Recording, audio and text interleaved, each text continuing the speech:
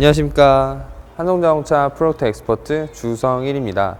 오늘은 S63 포매틱 카브리올레 차량의 전반적인 내외부 설명에 대해서 진행을 도와드리겠습니다. 현재 보시는 차량은 키레스고 패키지가 적용된 차량으로서 이제 저희가 외부에서 사용할 수 있는 두 가지 기능이 있는데요. 첫 번째는 손잡이 안쪽에 이제 손을 넣어주시면 도어가 열리는 기능이 있고요. 바깥쪽에서 터치를 해주시면 도어가 잠기는 기능이 있습니다. 단 주의사항은 우리가 안쪽과 바깥쪽 센서를 사용하기 때문에 이렇게 두 개를 동시에 잡으면 차량이 조금 헷갈릴 수 있다는 점. 그래서 한쪽에서만 터치하거나 손을 넣어주셔서 사용을 하시면 될 것 같습니다. 네, 썸머 오프닝 기능에 대해서 안내를 해드리겠습니다. 썸머 오프닝 같은 경우는 저희가 키를 소지한 상태에서 키의 열림 버튼을 길게 쭉 눌러주시면은 이제 지금 소프트 탑 차량이기 때문에 탑이 개방이 되면서 네, 첫 번째로는 탑이 이렇게 오픈이 되고요. 한 번 더 여기서 열림 버튼을 또 길게 누르시면 네, 창문까지 개방되는 모습을 보실 수 있습니다. 이번에 썸머 클로징에 대해서 안내를 해드리겠습니다. 썸머 클로징 같은 경우는 저희가 마찬가지 키의 잠김 버튼을 길게 쭉 눌러주시면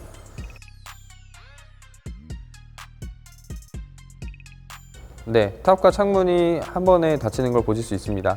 오프닝과는 다르게 연속된 동작으로 사용이 가능하기 때문에 썸머 클로징은 이렇게 사용을 해보시기 바랍니다. 네, 이번엔 주유구 여는 방법에 대해서 안내를 해드리겠습니다.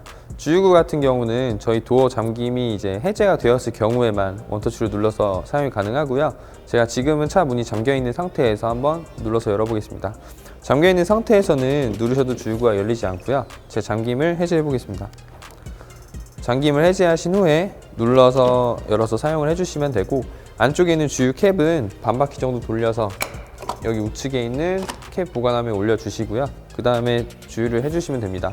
다 마치신 후에 마찬가지 캡을 반바퀴 정도 돌려서 다시 주유구를 닫아주시면 됩니다. 근데 여기서 보셔야 될 거는 주유구 안쪽에 보면 이제 권장 옥탄가가 써져 있습니다. 기본적으로는 98론즈의 옥탄가를 권장을 해드리고 있고요. 그 다음에 최저 옥탄가는 95론즈라고 표기가 되어 있는 걸 확인하실 수 있습니다. 그리고 캡 안쪽을 또 자세히 보시면 이제 사람 수에 대한, 어떻게 보면 차량 안에 탑승하는 무게에 대한 타이어 공기압의 권장 공기압도 표기가 되어 있으니까 정비하실 때 큰 도움이 될 것 같습니다. 네, 이번엔 트렁크 사용 방법에 대해서 안내를 해드리겠습니다. 지금 보시는 차량은 키레스고 패키지가 적용이 되어 있기 때문에 핸즈프리 액세스라는 기능을 사용하실 수가 있습니다. 핸즈프리 액세스는 벤츠마크 아래에 발을 한번 킥을 해주시면 열리는 기능이고요. 닫으실 때는 왼쪽에 있는 버튼을 누르시면 트렁크만 닫히는 기능, 오른쪽에 있는 버튼을 누르시면 트렁크가 닫히면서 차 문도 잠기는 기능이 추가가 되어 있습니다. 마찬가지 킥을 한번 하셔서 트렁크를 닫으셔도 상관은 없고요. 그 다음에 안쪽에 보시면 특별하게 안내해 드릴 건데 딱 한 가지 차이점이 있습니다. 쿠페랑 카브리올레 차이점은 여기 안쪽에 소프트탑 보관함이 있다는 건데요. 지금 제가 여기 있는 버튼을 눌러서 보관함을 내려보겠습니다. 이 상태에서 여기까지만 짐을 실어 주시면 탑 오픈한다는 게 이제 가능하다라고 보시면 되고요. 그 다음에 집어넣고 내가 공간을 좀 넓게 써야겠다. 그 상태에서 짐을 넣으신 후에 이 보관함이 내려올 정도의 공간이 나오지 않으면 저 소프트 탑은 개방이 되지 않습니다. 이번엔 트렁크를 닫아보겠습니다. 네, 트렁크가 닫혔고요. 바깥쪽에 테일램프를 보시면 지금 제가 열림 버튼을 눌러서 세레모니로 확인해 보겠습니다. 이게 지금 OLED 테일램프가 들어와 있기 때문에 어떤 각도에서 봐도 균일한 밝기로 작동을 하고 있고요. 굉장히 형상이 아름답게끔 되어 있습니다. 네, 운전석 도어 안쪽에 기능에 대해서 안내를 도와드리겠습니다. 첫 번째 보이시는 이 기능 같은 경우는 시트의 형상대로 사용을 하실 수가 있는데요. 네, 그림 그대로 시트를 조절할 수 있는 키라고 생각을 해주시면 되겠습니다. 첫 번째, 밑에 있는 시트면의 앞, 뒤로 사용이 가능하고요. 그 다음에 여기 뒤쪽으로 올려주시면 시트의 전체적인 높이, 앞쪽은 앞쪽만 또 올라올 수 있게 높이 조절을 따로따로 하실 수 있습니다. 그 다음 위쪽에 위치한 무릎 받침대는 앞으로 꺼내주시면 시트면이 좀 길어지고요. 반대로 하면 시트면 좀 짧아지는 기능이라고 보시면 되겠습니다. 등받이도 등받이 각도대로 사용을 해주시면 되는데, 여기 위쪽에 있는 헤드레스트 조절하는 건 위, 아래, 앞, 뒤로 사용이 가능합니다. 근데 자세히 보시면 위, 아래가 앞, 뒤랑 동일하게 작동을 합니다. 무슨 뜻이냐면 시트 헤드레스트는 앞뒤는 수동이기 때문에 저희가 헤드레스트를 앞쪽으로 꺼내더라도 헤드레스트가 위로 올라오는 걸 보실 수 있고요. 뒤쪽으로 집어넣으시면 헤드레스트가 내려오는 걸 보실 수 있습니다. 그래서 결국 위쪽이랑 앞쪽은 동일하게 사용을 해주시면 될 것 같습니다. 그 다음에 메모리 시트랑 여기 위쪽 여러 가지 기능이 추가가 되어 있는데요. 메모리 시트 같은 경우는 시트의 위치를 저장을 해주는데, 저장할 때는 시트 위치뿐 아니라 사이드 미러 위치, 그 다음에 핸들의 위치, 마지막인 헤드업 디스플레이 위치, 그래서 총 4가지를 저장을 하실 수 있다라고 보시면 되고요. 고객님께서 이제 시트 위치, 사이드 미러 위치, 이제 핸들 위치, 헤드업 디스플레이 위치를 다 맞추신 후에 M 누르고 숫자를 눌러주시면 거기 원하시는 위치에 저장이 가능하고요. 나중에 사용하실 때는 숫자만 길게 눌러주시면 다시 고객의 위치대로 돌아오는 기능이라고 보시면 되겠습니다. 따로 삭제하는 기능은 없으니까 시트를 조금 움직이시고 또 M 누르고 1번 눌러주면 덮어쓰기가 가능하니까요. 총 3분까지 사용을 해보시면 되겠습니다. 위쪽에 있는 기능 같은 경우는 이제 바람개비 모양 통풍 시트가 위치하고 있고요. 눌러주면 총 3단계로 작동을 합니다. 그래서 통풍 시트는 이제 바람을 빨아들이는 구조로서 바람이 나오진 않으니까 그거 참고해 주시면 좋겠습니다. 그 다음 앞쪽에는 열선 시트, 마찬가지 열선 시트 3단계로 작동이 가능하고요. 온도를 고객에게 조절을 하셔도 되지만 3단계로 해 놓으셔도 일정 온도가 지나면서 단기가 계속 내려가는 기능을 보실 수가 있겠습니다. 그 다음에 앞쪽에 이제 까브리올라의 특징이죠. 에어스카프라는 기능이 있습니다. 에어스카프는 따뜻한 바람이 목쪽을 이제 휘감아주는 기능이라고 보시면 되는데요. 찬바람은 나오진 않고 겨울에 이제 오픈 에어링 하실 때 목쪽에 따뜻한 바람을 좀 이제 세게 해주면서 겨울에도 오픈 에어링을 즐길 수 있는 점이 장점이라고 보시면 되고요. 앞쪽에 특이한 기능이 하나 더 있습니다. 요거는 뒷자리에 헤드레스트를 올리고 낮출 수 있는 기능이라고 보시면 되는데요. 한번 눌러주면 뒤에 있는 헤드레스트가 올라갈 거고요. 마찬가지 다 올라간 상태에서 한번 눌러주면 내려오는 모습을 보실 수 있습니다. 네, 안쪽에는 도어 캐치에 대해서 안내를 좀 해드리겠습니다. 도어 캐치는 다른 차량과 동일하게 당겨서 열어주시면 가능한데요. 안쪽에 보면 잠긴 버튼과 열린 버튼이 위치한 거 보실 수 있습니다. 잠긴 버튼 눌러주시게 되면 저희 이제 문 두 쪽이 다 잠기는 기능이라고 보시면 되고요. 열린 버튼, 마찬가지 도어가 다 열리는 기능이긴 하지만 안쪽에서 잠긴 상태에서 도어 캐치만 열어주시면 도어 락이 해제되기 때문에 바깥쪽에 있는 분이 뭐 차량을 타실 때라던가 뭐 누가 탈 때 문을 열어줄 때만 열린 버튼을 눌러서 사용을 해주시면 되겠습니다. 그 다음에 여기 위쪽에 보시면 사이드 미러를 조절할 수 있는 키들이 위치해 있는데요. 우선 맨 위에 거는 사이드 미러를 접었다 폈다 할 수 있는 작동 스위치라고 보시면 되겠고요. 왼쪽에 있는 버튼을 눌러주면 빨간불이 들어올 거예요. 그때 방향키를 맞춰서 각도를 조절을 해주시면 되고, 우측 사이드 미러도 눌러준 후에 빨간불이 들어온 상태에서 각도를 맞춰주시면 되겠습니다. 그 다음 사이드 미러 다 조절하신 후에 어디 따로 버튼 누르실 건 없고요. 시간이 지나면 불이 자동으로 꺼지니까 이렇게 놔두시면 되겠습니다. 그 다음에 그 창문 같은 경우는 원터치로 작동이 가능한데, 앞자리 같은 경우는 한 번에 눌러서 또는 반대로 한 번에 닫을 수도 있는데요. 뒷자리 같은 경우는 여는 거는 원터치로 작동이 가능하지만 이제 닫는 거는 원터치 작동이 안 되는 거 보실 수 있습니다. 그래서 이거는 다 닫힐 때까지 끝까지 올려주셔서 사용을 하시면 되겠습니다. 네, 도어 안쪽에 있는 트렁크 스위치를 보여드리겠습니다. 트렁크 스위치 같은 경우는 저희가 이 바깥쪽으로 당겨주시면 트렁크가 열리는 모습을 확인하실 수가 있고요. 닫으실 때는 저희가 이게 다 닫힐 때까지 중간에 멈춰주면 트렁크가 멈추기 때문에 끝까지 눌러주시면 트렁크가 닫히는 모습을 확인하실 수 있습니다. 네, 이제 왼쪽 상단에 있는 버튼에 대해서 안내를 도와드릴 건데요. 지금 보시면은 핸들 모양 불 들어와 있는 기능도 있고 뭐 차선 유지 어시스트라는 따로 또 불 들어와 있는 기능이 있습니다. 첫 번째 기능부터 안내를 좀 도와드리면 저희가 좀 이따 추후에 안내드릴 드라이브 파일럿이라는 기능이 있습니다. 한마디로 다른 브랜드에서는 뭐 어댑티브 크루즈다 또는 반자율 주행이다 라고 안내를 하는 기능이고요. 거기에 대한 부가적인 기능이라고 보시면 되고요. 여기 핸들 모양 불 들어와 있는 기능 같은 경우는 그러한 드라이브 파일럿 기능을 사용하실 때 핸들이 차선이나 차를 따라서 조향을 도와주는 기능을 하게 됩니다. 그렇기 때문에 평상시에 운전하실 때는 이 기능이 켜져 있든 꺼져 있든 큰 의미가 없다라고 보셔도 될 것 같고요. 오른쪽 차선 유지 어시스트, 저거는 이탈 방지를 해주는 기능으로서 지금 이렇게 빨간불이 들어와 있는 상태가 ON이라고 보시면 되는데요. 이렇게 ON이 되어 있는 상태에서는 시속 60km 이상에서 이제 우리가 차선 변경이 가능한 점선을 이런 방향 지시등 없이 밟게 되면 핸들의 햅틱 반응이 진동이 오죠. 그 다음에 실선일 경우, 예를 들어 뭐 중앙선, 터널 같은 실선일 경우에는 반대쪽 브레이크에 제동이 걸리면서 차가 다시 가운데로 들어오는 기능이 있습니다. 그래서 그거를 불편하시면 끄실 수도 있고 원하시면 킬 수도 있는 버튼이라고 보시면 되고, 오른쪽에 P 소리 모양 오프, 요거는 쉽게 얘기하면 주차 하실 때 나는 소리를 끄는 버튼이죠. 주차 센서를 누른 경우에는 소리가 안 날 수 있으니까 이거 주의하셔서 사용을 해주시면 되고요. 우측에 차 밖에 아이 모양, 뭐 인터페이스를 얘기하는 것 같은데, 앞쪽에 헤드업 디스플레이가 있습니다. 그 헤드업 디스플레이에 온 오프 버튼이라고 보시면 되고, 여기엔 따로 온 오프가 표기가 되진 않지만 제 시선에서 앞유리에서 꺼졌다 켜졌다 확인하는 거를 보실 수 있습니다. 그 다음 우측에는 저희 S63 카브리올레에는 에어매틱 서스펜션이 추가가 되어 있는데요. 그래서 누르시면 차체를 최대 25mm 정도 상승을 시킬 수가 있고, 다시 누르게 되면 차가 다운이 되는 모습을 보실 수 있습니다.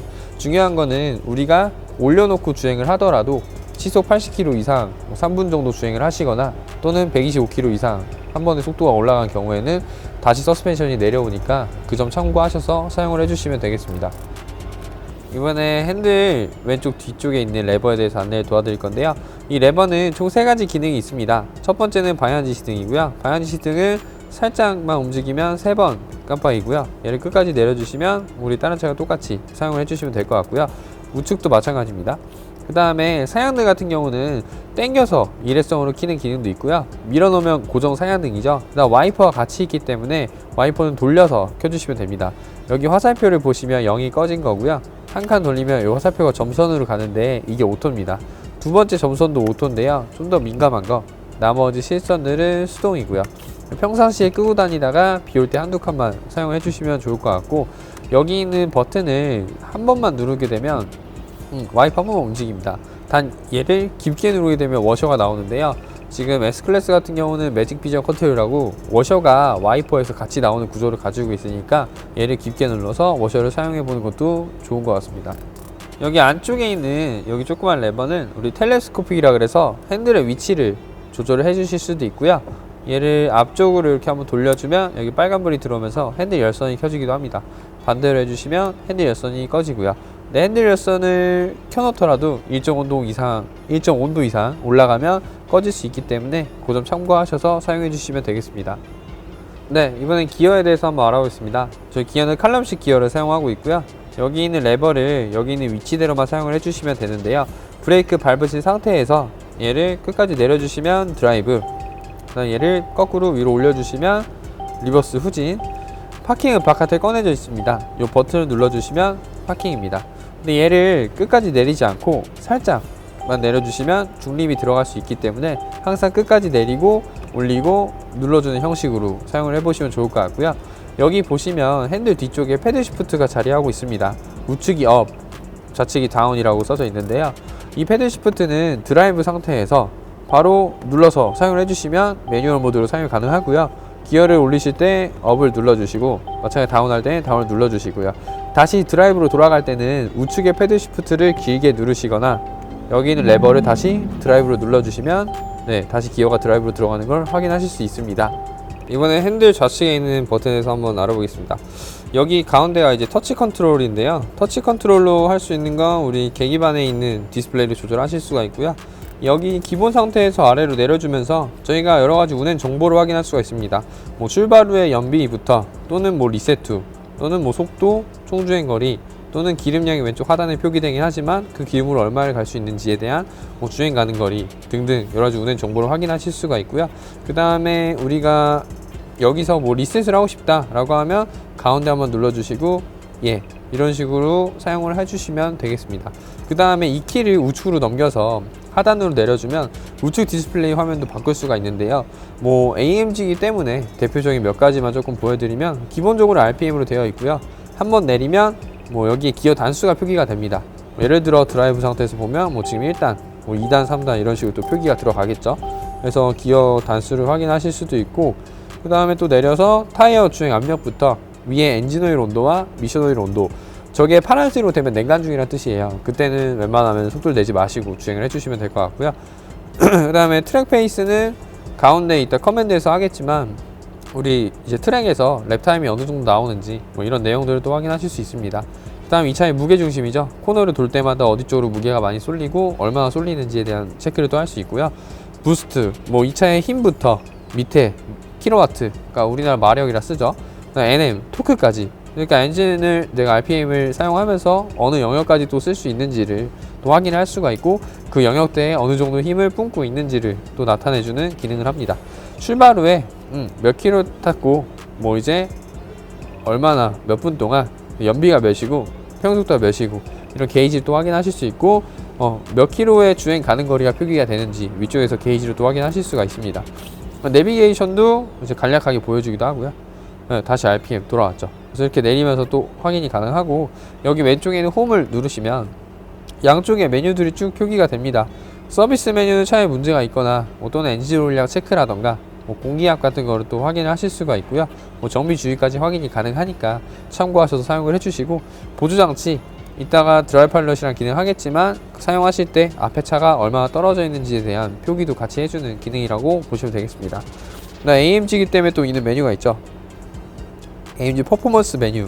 이거는 현재 차의 속도, 그 다음에 부스트, 이 차의 힘을 얼마나 쓰고 있는지 아까 하셨던 것처럼 밑에 있는 뭐 엔진 오일 온도라던가 뭐 미션 오일 온도도 확인이 가능합니다.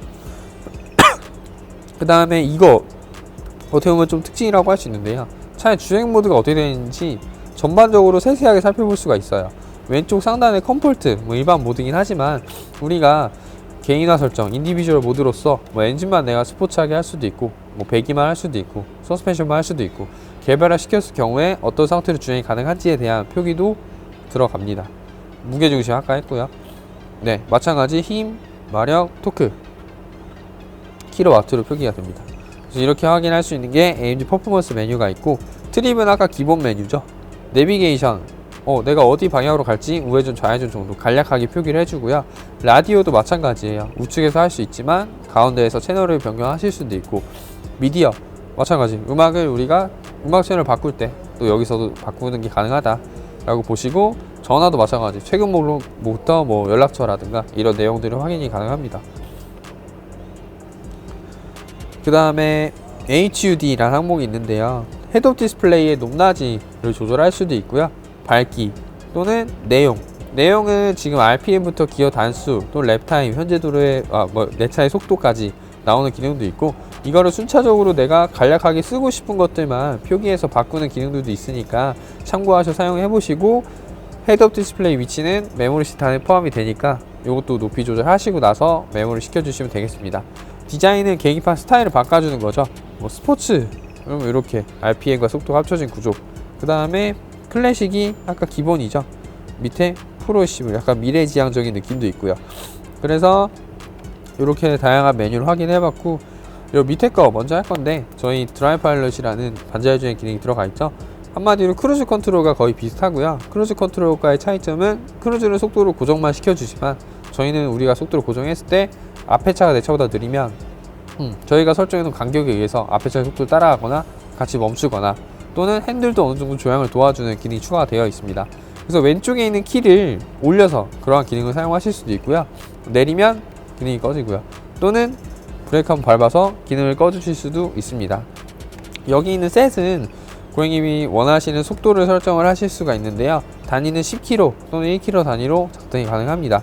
그 다음 이거는 앞에 차와의 나와의 거리 조절 총 4단계로 작동을 할 거고요.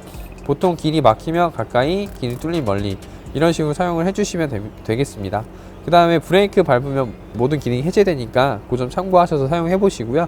그 다음에 이 셋을 올려서도 킬 수가 있습니다. 이 셋을 올려서 키면 현재 속도에서 바로 켜지는 거고요. 여기 왼쪽에 있는 키로 키면 현재 도로의 제한 속도를 킬 수도 있고 또는 이전에 내가 설정해 놓은 속도대로 킬 수도 있습니다. 그래서 온 하는 방법은 하나, 둘, 세 가지지만 이 셋으로 키시는 게 현재 속도에서 켜지기 때문에 보통 요거를 많이 사용하시는 편입니다. 그 다음에 여기 위에 버튼이 있는데 요거 조금 주의하셔야 되는데 여기 밑에 보시면 차 그림 모양의 바늘 모양의 표기가 됩니다. 저 상태에서 여기 있는 밑에 키를 사용하시게 되면 우리 드라이브 파일럿이라는 반자율 주행 기능을 사용하는 거고요. 얘를 눌러서 이게 리밋으로 바뀐 경우에는 이 차의 제한 속도를 거는 기능이죠. 엑셀 밟아도 차가 20km 이상 나가지 않게끔 또는 이 셋으로 내 원하는 속도를 맞출 수도 있고요. 그래서 여기 있는 키가 드라이브 파일럿이 아닌 이런 리밋 키로 바뀌게 되니까 얘를 다시 눌러서 해제를 해준 후에 이 그림대로 타주시면 되겠습니다. 네, 이번 핸들 우측에 있는 키에 대해서 한번 알아보겠습니다. 핸들 우측에도 동일한 터치 컨트롤이 들어가 있는데요. 이 우측에 있는 터치 컨트롤은 저희 가운데 커맨드 디스플레이를 조절하실 수 있는 컨트롤러 보시면 될 것 같고요. 여기에서 마찬가지 홈 메뉴 또는 뒤로 가기를 할 수 있는 키가 따로 위치해 있습니다. 밑에 있는 키를 살펴보시면 블루투스로 전화 연결하셨을 때 전화를 올려서 받을 수도 있고 내려서 끊을 수도 있고요. 또는 라디오라던가 미디어 음악 들으실 때 볼륨 조절을 할 수도 있고 또는 그런 라디오나 미디어를 눌러서 끄실 수도 있고요. 그 다음 맨 좌측에 있는 건 음성인식. 음성인식은 간단한 것들, 뭐 예를 들어서 뭐 누구한테 전화 걸어 이런 것보다는 뭐 어디로 뭐 목적지 안내해줘 이런 기능들을 사용할 수도 있고요. 또는 라디오 켜줘 또는 뭐 내비게이션 켜줘 등등을 사용하실 수 있는 음성인식 버튼이 따로 위치해 있습니다. 밑에 있는 별표는 즐겨찾기 메뉴인데요. 가운데 있는 즐겨찾기 들어가서 우리가 자주 가는 것들을 등록하거나 또는 삭제할 수도 있습니다. 그래서 원하는 즐겨찾기에서 바로 선택을 하셔서 사용을 하실 수도 있는 즐겨찾기 메뉴가 위치해 있고요. 네, 저희 가운데 커맨드 시스템에 대해서 안내를 해드릴 건데요. 저희 커맨드는 NTG 5스타5가 장착이 되어 있습니다. 여기 있는 모니터 조절하실 때는 여기 있는 터치 컨트롤을 사용하셔도 되고요. 여기 있는 조그 다이얼 또는 터치 패드를 사용하실 수가 있겠습니다. 우리가 자주 사용하실 수 있는 메뉴들은 바깥에 다 꺼내져 있다라고 보셔도 되고요. 뭐 내비는 내비, 뭐 라디오는 라디오, 원하는 항목을 눌러주신 후에 우측이 항상 세부 메뉴입니다. 그렇기 때문에 어떤 상태에서든 얘를 우측으로 한번 밀어주시거나 왼쪽으로 꺼내주시면 메뉴가 활성화가 되고요. 여기서 뭐 내비게이션은 목적지 입력이라던가 뭐 최근 목적지 또는 음성 경로 안내를 끄고 킬 수도 있고요. 목적지 입력 먼저 한번 간단하게 살펴보면 입력은 돌려서 하나하나씩 눌러서 검색을 하실 수도 있고요. 또는 초성으로도 가능하기 때문에 뭐 앞에 있는 글자만 따서 사용을 하셔도 됩니다. 원하는 항목이 나오면 위로 2번 올려서 눌러주고 목적지 안내를 해주시면 되겠죠. 그래서 기본 사용 방법은 이거지만 특이사항 몇 가지만 추가해보면 글씨를 하나씩 다 써도 되고요.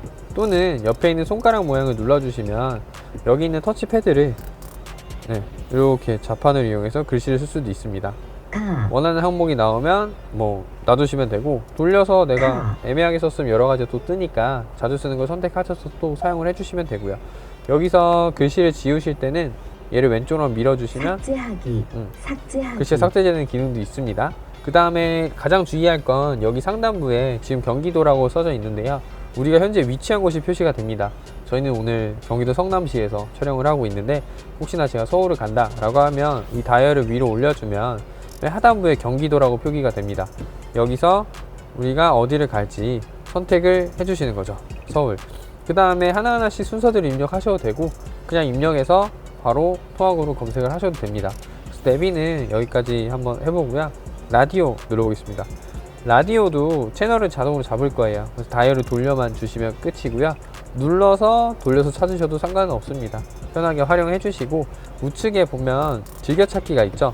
여기 안에서 뭐 내 자주 듣는 거를 추가하실 수도 있고 또는 왼쪽 메뉴에 눌러서 뭐 삭제할 수도 있고요. 근데 저는 보통 돌려서 찾는 게 좀 더 빠르다라는 생각이 들어서 돌려서 해주시면 될 것 같고 라디오의 특이사항은 볼륨 여기도 있고 여기도 있는데요. 이게 따로 끄는 버튼이 없어요. 그래서 여기 있는 볼륨 버튼을 눌러서 꺼주시면 되겠습니다. 그래서 라디오도 기능의 전부가 요거밖에 없고요. 다음 미디어도 누르시면 우리가 원하는 매체를 선택해서 음악을 들으시면 되는데 지금은 제가 아까 블루투스 연결을 했죠. 그래서 핸드폰 음악이 나오고 있고요. 마찬가지 우측으로 밀어주시고 미디어 장치를 눌러주시면 여기서 이제 뭐 CD 여기 안쪽에 넣으실 수 있죠. 그 다음에 SD카드 USB 1번, 2번 USB는 여기 안쪽에 또 들어갑니다. 그 다음 DMB 이제 TV가 있는데요. TV는 정차 중에 화면도 나오고요. 주행하실 때 소리만 나니까 그 점 참고하셔서 사용해 주시면 될 것 같습니다. 그 다음에 음향 같은 경우는 이제 부메스터 오디오가 들어가 있죠. 그래서 이퀄라이저에서 뭐 저음이라던가 또는 중음, 고음 이런 식으로 선택을 하셔서 자주 듣는 거 취향에 맞게끔 조절을 해주시면 될 것 같고요. 밸런스 페이더는 이 음향의 위치죠.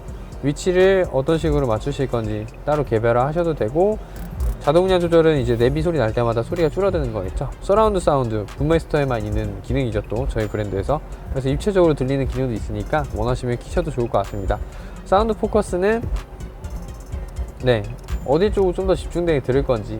그래서 여기까지 설정을 하시면 될 것 같고요. 밑에 다른 사운드 설정 같은 경우는 저희 뭐 예를 들어 내비게이션 교통 안내 소리라던가 뭐 시스템 피드백 또는 뭐 전화 또는 주차 하실 때 경고 음량 같은 걸 조절하실 수가 있습니다. 그래서 미디어도 여기까지 해보고요. 텔은 전화 연결하실 때라던가 전화 연결을 다 하면 통화 목록이라던가 연락처 정도가 이제 넘어와 있을 겁니다. 그래서 여기서 사용을 하셔도 좋습니다. 그 다음에 차량 설정, 여러 가지 설정이 있지만 시트 설정 같은 경우는 맨 앞에 꺼내져 있기도 합니다. 네, 동시에 한번 안내를 해드리면 시트 설정은 앞에 있는 키를 누르셔도 되고요. 차량 설정 내에도 시트 설정이 위치해 있고요. 시트 설정 하신 후에 운전석과 조수석 중에 선택을 하시고 마사지를 재생 또는 정지 할 수도 있고요. 그 다음에 다이나믹 시트라 그래서 저희가 코너 돌 때마다 사이드 볼스터가 제 몸을 잡아주는 거죠. 뭐 예를 들어 제가 우회전을 하면 제 몸은 좌측으로 움직이겠죠. 그럼 좌측에 있는 사이드 볼스터가 나오면서 제 몸을 가운데로 유지시켜주는 기능을 할 거고요. 그거에 따른 단계도 설정하실 수 있고 또는 끌 수도 있습니다. 운전석과 조수석에 마련이 되어 있다라고 보시면 되고, 허리 받침대는 우리 요추에 쿠션 놓고 운전하시는 분도 있는데 이걸 빼서 허리 모양에 맞게끔 맞추셔서 주행을 하셔도 좋을 것 같습니다. 어깨 바지도 마찬가지고요. 그 다음에 측면 받침, 사이드 볼스터를 얼마나 더 조여주게 할 건지 또는 0으로 탈 건지, 어차피 다이나믹 시트라는 기능이 있기 때문에 저는 저 다이나믹 시트에서 사용을 많이 합니다. 그 다음에 히팅 밸런스는 시트 면을 더 따뜻하게 할 건지 등받이 따뜻하게 할 건지 이것도 일단 중간에 놓겠습니다. 리셋은 이런 설정들을 다 기본값으로 돌려오는 거죠. 그래서 이렇게 해서 시트 설정이 마무리가 되고요. 실내 온도 조절은 아까 여기 메뉴에서 제가 설명을 또 해드렸었습니다. 그 다음 다이나믹 셀렉트, 주행 모드가 지금 컴포트 모드로 되어 있는데 주행 모드는 스포츠, 스포츠 플러스, 또 레이스, 인디비주얼 이렇게 또 위치하고 있습니다. 인디비주얼 개별화 설정 모드인데 그 개별화 설정 모드를 여기 다이나믹 셀렉트에서 설정을 할 수가 있고요. 인디비주얼 설정에서 주행 모드는 엔진의 반응이죠. 뭐 스포츠하게 할 건지 레이스하게 할 건지 또 컴포트하게 할 건지 선택을 해주시면 될 것 같고요. 변속기도 내가 매뉴얼로 쓸 건지 또는 드라이브로 쓸 건지, 그 다음에 서스펜션, 에어소스가 들어가 있죠. 그래서 얼마나 감쇄력을 딱딱하게 하고 싶은가에 대해서 또 선택을 해주실 수 있습니다. 배기 시스템 따로 버튼이 위치하고 있지만 인디비주얼 모드에서 내가 스포츠 플러스로 킬 건지 또는 컴포트로 놔둘 건지에 대한 선택도 해주시면 되겠습니다. 마지막 설정할 거는 ESP라는 모드가 있는데요. 이거는 미끄럼 방지죠. 그래서 저희가 평상시에 키고 다니셔야 운전이 훨씬 더 안전하게 들어가는데요. 뭐 예를 들어 서킷에서 내가 좀 차를 거역하게 운전한다거나 뭐 드리프트를 조금이나마 사용을 하실 때에는 ESP 끄고 사용을 해주셔야 됩니다. 그래서 인디비주얼 설정과 엔진 데이터는 가운데 계기판에서도 확인 가능하지만 우측 쪽에서 뭐 예를 들어 뭐 마력이라던가 토크에 대한 확인 값들을 또 나타내 주기도 하고요. 엔진 오일부터 미션 오일 온도까지도 체크가 또 가능합니다. 차량 데이터도 마찬가지 차량의 어떤 회전 반경이라던가 이런 걸 또 확인하실 수가 있습니다. 다이내믹 데이터도 똑같습니다. 서킷에서 많이 사용을 하는 메뉴라고 보시면 되겠습니다. 트랙 페이스, 이제 나중에 서킷에 가면 랩 타임을 또 잴 수가 있어요. 제가 뭐 예를 들어 서킷의 한 바퀴를 어디까지부터 어디다 라고 설정을 하신 후에 거기에 따른 랩 타임을 또 잴 수 있는 게 이 트랙 페이스라는 기능이고요. 보조장치, 저희 이제 교통표지판 어시스트라고 앞에 있는 이제 표지판 인식해서 계기판이나 헤드업 디스플레이에 띄워주는 기능이 있습니다. 그 기능을 다 켜놨고요. 카메라 주차 어시스트, 마찬가지 주차하실 때 센서 소리라던가 민감도를 여기서 다 켜놨고요. 액티브 브레이크 어시스트, 충돌 방지 어시스트라고 앞에 차 혹시 못 봤을 때 비상제동을 해주거나 또는 경고를 해주는 기능이 있습니다. 그 기능을 이제 뭐 얼마나 민감하게 할 건지 또는 끌 건지에 대한 선택을 또 하실 수가 있고요. 주의 어시스트, 고객님의 운전 스타일을 30분 정도 기억을 해가지고 이제 이 차가 그 이후에 좀 이상 증세가 발견이 되면 커피잔 모양을 띄워주면서 쉬었다 가라 라고 할 수 있는 그런 기능이라고 보시면 됩니다. 차선 이탈 어시스트, 이거는 스탠다드로 하면 좀 약간 기본적인 경고만 해주고요. 어댑티브가 들어가면 어느 정도 부분 제동도 들어가고요. 상하치드 어시스트도 마찬가지입니다. 측면에 이제 차가 있으면 삼각형으로 경고해주는 기능인데 그게 다 켜져 있다 라고 보시면 되겠습니다. 연비 그래프도 가운데서 나오지만 우측에서도 확인 가능하고요. 라이트 설정, 나머지는 진행형 라이트는 저희 인텔리전트 라이트의 이제 코너링 라이트라던가 뭐 상향도 어시스트 기능을 켜놓은 상태라고 보시면 되는데, 하향전조등 이거는 우측통행 나라죠. 우측통행 설정되어 있고 주변등, 뭐 외부 조명, 소등 지연 이런 건 시동 끄거나 시동을 킬 때 등이 들어오는 이런 기능을 말합니다. 앰비언트 라이트가 좀 가장 메인이고 중요하기도 한데요. 앰비언트 라이트는 네, 실내에 있는 저희 무드등이라고도 하죠. 그 무드등의 컬러를 총 64가지로 단색으로 설정을 하셔도 되고요.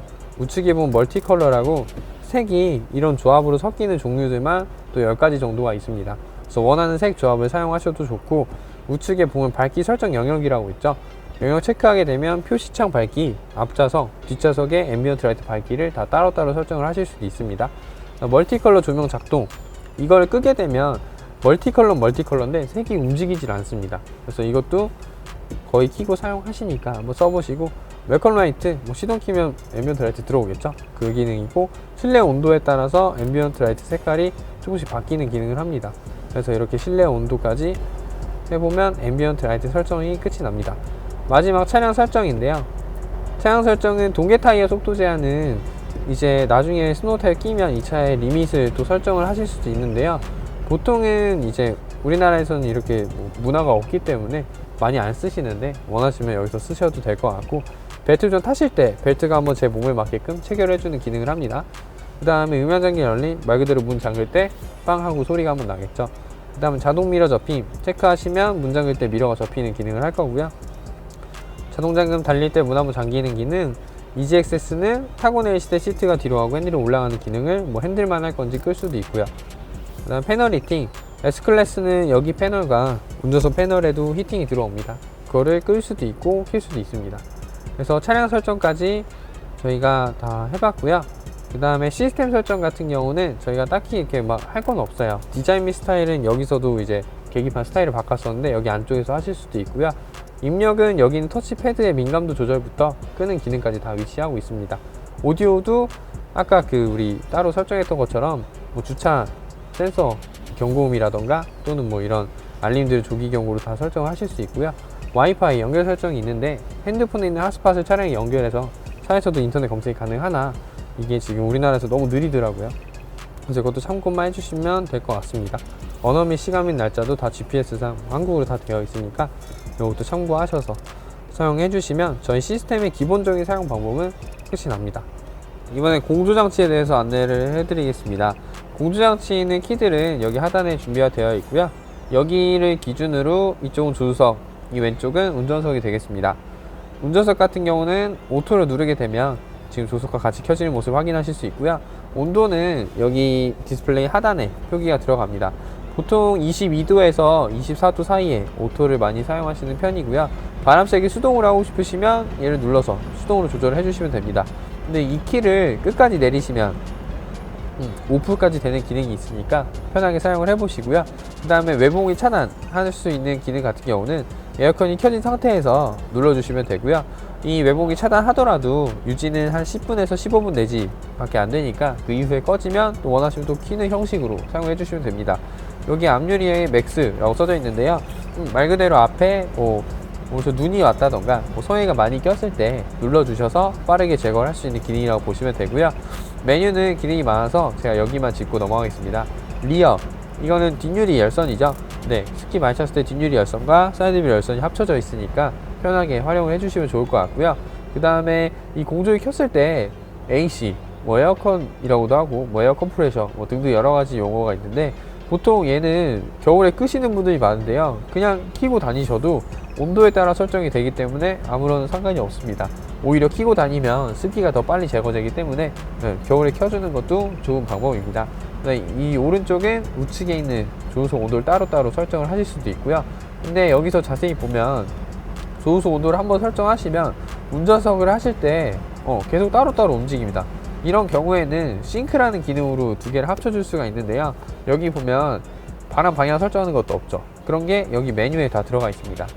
메뉴를 눌러주시면 여기 싱크라는 기능을 체크해 주시면 운전석을 따라서 조수석이 같이 움직일 거고요.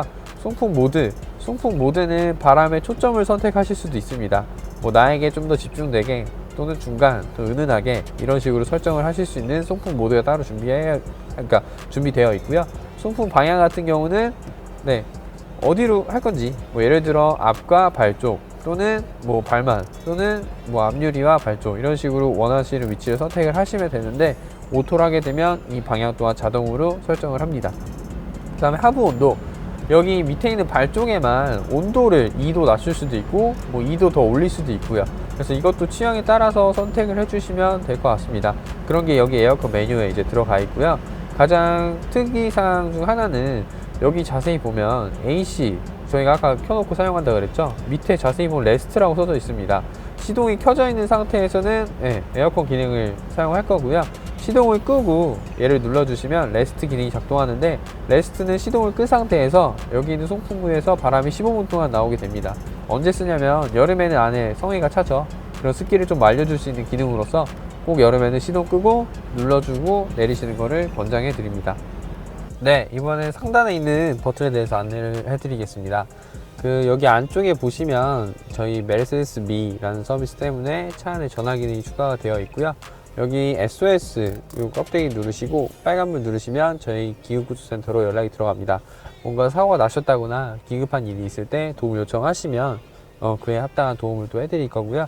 사고가 나서 에어백이 전개되면 자동으로 전화가 걸릴 수도 있으니까 도움을 또 요청하시거나 괜찮다라는 얘기를 해주셔도 좋을 것 같습니다. 그 다음에 우측과 좌측에 버튼이 나눠져 있는데요. 이거는 비콜이라 그래서 내 차가 고장났을 때 누르시면 저희 이제 한국 상담사들이 전화를 받고 뭐 서비스센터에서 도움을 드릴 수도 있고요. 오른쪽에 아이콜, 뭐 인포메이션이라고도 하고 컨시얼 서비스라고도 하는데요. 일단 우리가 궁금한 거 있죠. 뭐 오늘 날씨라던가 뭐 아니면은 내가 여기 어디 왔는데 근처 맛집 같은 거를 또 물어보셔도 됩니다. 이 세 콜 다 상담사가 전화 받아서 안내를 해드리니까 눌러서 도움을 바로 요청하시면 좋을 것 같고요. 이쪽에 있는 버튼을 보면 저희 조명 버튼들이죠.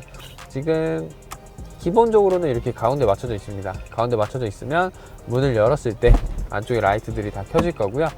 이 라이트를 우측에 놔두게 되면 도어가 열려 있을 때도 안쪽에 불은 들어오지 않고요. 그래서 평상시에 가운데 놔두셨다가 왼쪽에 있는 전체등, 여기 앞쪽에 있는 독서등들과 여기 라이트가 들어오는 거고요. 뒤쪽에도 라이트 등이 또 따로 있고요. 그래서 이렇게 해서 사용을 해주시면 될 것 같고, 가운데에 놓으시고 여기 있는 독서등을 눌러주시면 여기 왼쪽 하단에 또 이렇게 불이 들어옵니다. 우측 독서등도 마찬가지고요. 여기서 조명과 메르세데스 미 콜에 대해서 안내를 해드렸습니다. 주유소 글로브 박스에 대해서 안내를 해드리겠습니다. 글로브 박스는 안쪽에 있는 손잡이를 당겨서 열어주시면 되고요. 안쪽에 두 가지 장치가 위치하고 있습니다. 하나는 밑에 있는 건 우리 CD 플레이어죠. 그래서 CD를 한 장 넣으실 수 있게끔 설계가 되어 있고요. 위쪽에는 하이패스 단말기가 따로 있습니다. 하이패스 단말기에는 카드의 IC가 위쪽 방향으로 해서 집어 넣어 주시면 되고요. 넣은 후에 여기 있는 왼쪽 버튼으로 잔액 확인을 하셔도 되고요. 우측에 있는 볼륨 버튼으로 하이패스 단말기의 볼륨을 조절해 주시면 되겠습니다. 블루투스 연결 방법에 대해서 안내를 해드리겠습니다. 블루투스 연결을 하실 때에는 여기 텔 모양 버튼을 눌러주시면 우측에 여기 장치, 여기 시장치 연결을 눌러주시면 되는데요. 시장치 연결 누르시기 전에 핸드폰은 갤럭시나 아이폰 다 동일 사항이고요. 블루투스 설정에 들어가 주시면 제 핸드폰으로 인식 가능합니다 라는 문구가 나옵니다.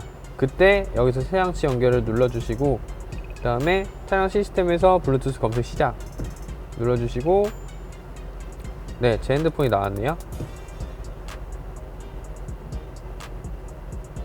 여기서 뭐 쌍으로 연결이라던가 확인을 해주시면 이게 바로 연결이 가능합니다. 그래서 연락처를 동기화하시면 연락처도 같이 표기가 들어가고요. 저 또한 허용을 해보겠습니다. 그럼 이렇게 제 핸드폰 연결이 됐고, 여기 미디어 누르셔서 우측에 제가 아까 여기 블루투스 오디오 안내해드렸잖아요.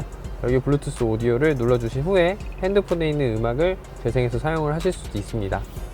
애플 카플레이 먼저 연결해 보겠습니다. 애플 카플레이 사용하실 때는 이 USB 케이블을 센터 콘솔 안에 있는 2번 USB에 꽂아 주시고요. 그 다음 케이블을 핸드폰에 꽂으시면 여기 홈 버튼을 눌러 볼게요. 그러면 여기 연결이라는 메뉴가 있습니다. 연결에 들어가셔서 애플 카플레이 선택해 주시고 자동 시작으로 한번 해볼게요. 그 다음에 아이폰, 그 다음 동의함 해주시면 여기 허용 메시지가 나오고요. 저는 허용을 하겠습니다. 이렇게 바로 연동되는 모습을 보실 수가 있고요. 왼쪽에 메뉴에서 고객님이 쓰시는 어플을 이용한 후에 카플레이의 어플들은 전체적인 어플이 뜨는 건 아니고요. 여기서 쓸 수 있는 앱들이 제한이 되어 있으니까 저는 뭐 티맵을 선택해주면 티맵, 뭐 지니뮤직이면 지니뮤직 이런 식으로 선택을 하신 후에 사용을 해주시면 되겠습니다. 이번에 가운데 위치한 콘솔 박스에 대해서 안내를 해드리겠습니다. 콘솔 박스를 열 때는 오른쪽에서 여셔도 되고요, 왼쪽에서 여셔도 됩니다. 네, 카메라 위치 편의상 제가 오른쪽에서 열고 사용을 해보겠습니다. 콘솔 박스 안에는 탑에 관련된 버튼들과 그다음 무선 충전 패드, 그 다음에 SD카드랑 USB 꽂을 수 있는 이런 포트들이 위치하고 있습니다. 우선 무선 충전 같은 경우는 핸드폰 이제 무선 충전을 지원하는 핸드폰에 한해서 넣어두시면 무선 충전이 가능하고요. 탑에 대한 버튼을 살펴보면 이 맨 은색 레버를 당겨주시면 탑이 오픈이 가능하고요. 반대로 눌러주시면 탑이 닫힙니다. 단 주의할 점은 원터치가 아니고 계속 다 열리거나 닫힐 때까지 눌러줘야 된다는 점을 알고 계셔야 되고요. 밑에 있는 창문 4개, 이것도 창문 4개를 한 번에 닫거나 한 번에 열 수 있는 버튼이라고 보시면 되겠습니다. 그다음 마지막 안쪽에 버튼이 하나 또 있는데요, 얘를 눌러주시면 앞쪽에 있는 우리 에어캡이라 그러죠, 여기 있는 에어캡과 뒤쪽에 있는 에어캡이 올라와서 이 실내로 공기가 좀 덜 유입이 되게끔, 그래서 고속에서도 많이 바람이 유입되지 않으니까 고속으로 달리실 때는 이 에어캡 버튼을 눌러서 사용을 해주시면 될 것 같습니다. 이제 조그 다이얼 양쪽에 있는 버튼에 대해서 한번 알아보겠습니다. 지금 보시게 되면 여기 왼쪽부터 제가 순서대로 해볼 건데요, 안에 A하고 불 들어와 있는 게 있습니다. 오토 스탑인 거죠. 신호 대기할 때 엔진이 스탑이 됐다가 출발하시면 다시 시동이 걸렸다가, 요게 초록색이 항상 고정값이고요, 불편하시면 눌러서 끄셔도 됩니다. 단 켜져 있을 경우에도 시동이 항상 꺼지진 않으니까 그 작동 조건을 잘 살펴보셔서 사용을 해주시면 되는데요, 대표적인 작동 조건은 뭐 엔진 예열 상태, 뭐 실내 온도, 배터리 잔량이 되겠죠. 그게 다 맞아 떨어지면 이제 꺼질 거니까요, 그렇게 한번 사용을 해주시면 좋을 것 같고요. 밑에 있는 다이나믹 셀렉트, 아까 여기서 주행 모드, 인디비주얼 모드 설정하긴 했지만 여기 다이나믹 셀렉트를 이용해서 바로 주행 모드를 바꿀 수 있습니다. 뭐 스포츠 또 스포츠 플러스, 벌써 배기음부터 틀려지죠. 레이스 모드까지. 그 다음에 바로 위쪽에 인디비주얼 모드도 자리하고 있습니다. 다이나믹 셀렉트로 주행 모드를 바꿔주실 수가 있고요. 여기 안쪽에 M, 매뉴얼 모드 버튼이 있습니다. 누르시면 빨간불이 들어오고요, 여기 R 오른쪽에 M이라고 표기가 됩니다. 그러면 이제 차이점이 있는데요, 우리가 드라이브 상태에서 제가 패드 시프트 사용법에서 안내를 해드렸는데요, 얘를 눌러서 수동을 사용하게 되면 이거는 반수동이죠. 저희가 풀악셀을 밟고 레드 RPM까지 갔을 때 변속을 시도하지 않으면 이 차는 알아서 변속을 해줍니다. 단 여기 있는 매뉴얼을 사용하실 때에는 자동으로 업시프트를 해주지 않습니다. 레드 RPM이 넘어도 그냥 변속이 되지 않기 때문에 여기 있는 M은 완전한 수동이라고 보셔도 될 것 같습니다. 단 다운 시프트는 미션 보호상 사용할 수 있으니까 그거 참고하셔서 사용을 해주시면 되고요. 그래서 매뉴얼 모드 밑에 있는 ESP를 끌 수 있는 버튼인데요, 이걸 눌러서 끄게 되면 스포츠 핸들링 모드가 표기가 되고요, 이 상태에서는 차트 제어 장치가 작동하지 않기 때문에 뭐 드리프트라던가 좀 더 스포츠한 운전을 즐길 수는 있겠지만 일반 도로에서 사용하면 좀 위험할 수 있기 때문에 서킷에서 사용을 해주시기 바랍니다. 다시 눌러서 해제할게요. 그 다음에 여기 있는 두 가지 버튼이 있는데, 앞쪽에 있는 건 서스펜션의 감쇄력을 조절을 할 수 있죠. 그래서 누르게 되면 1단계는 스포츠, 그러니까 어느 정도 컴포트보다 좀 하드하고요, 서스펜션의 높이도 좀 내려가고요. 스포츠 플러스는 높이는 똑같으나 좀 더 하드한 타입이다 라고 보시면 되겠습니다. 그 다음에 밑에 있는 거는 저희 AMG 스포츠 배기 사운드가 들어가 있죠.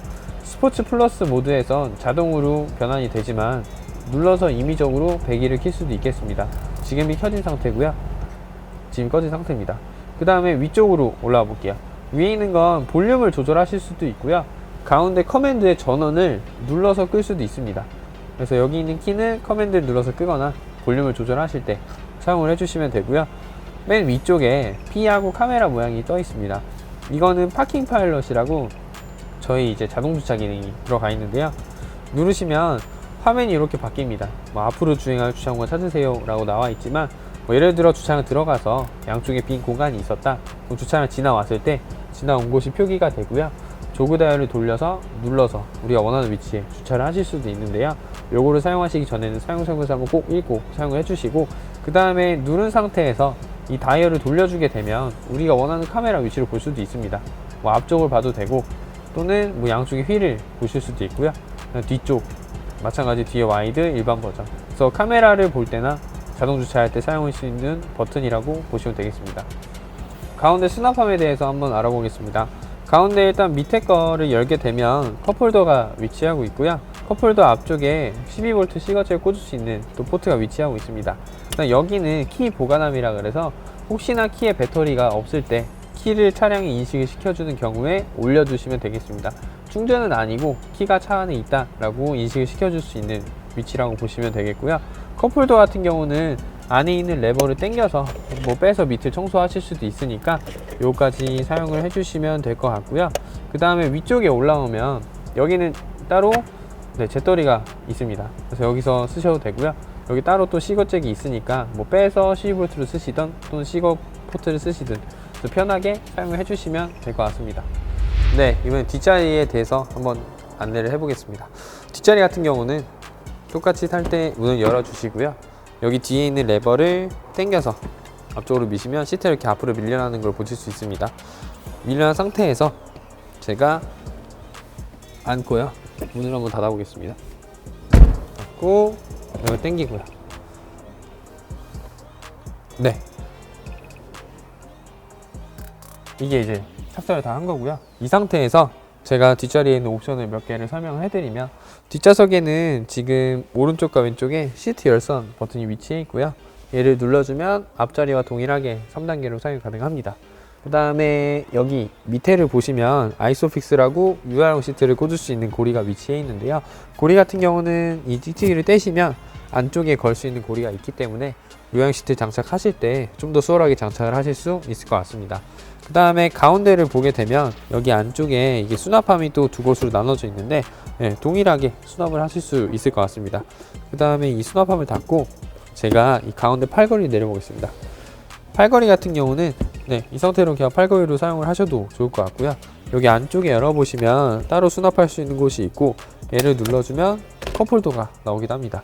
이 상태에서 컵홀더로 사용을 하시다가 다시 집어넣을 때는 마찬가지 거꾸로 당기고 넣어주신 후에 팔걸이를 뒤쪽으로 넣어주시면 되겠습니다. 이번에는 본네트 개폐 방법에 대해서 알아보겠습니다. 본네트를 개폐하실 때는 먼저 레버를 당겨 주셔야 되는데요. 레버 같은 경우는 사이드 브레이크보다 더 안쪽에 깊숙이 보시면 빨간색 레버가 하나 위치하고 있습니다. 이 레버를 바깥쪽으로 당겨 주시면 앞에 있는 본네트가 열리게 되는데요. 앞쪽에 가서 장연장치 해제하는 모습을 한 번 더 보여드리겠습니다.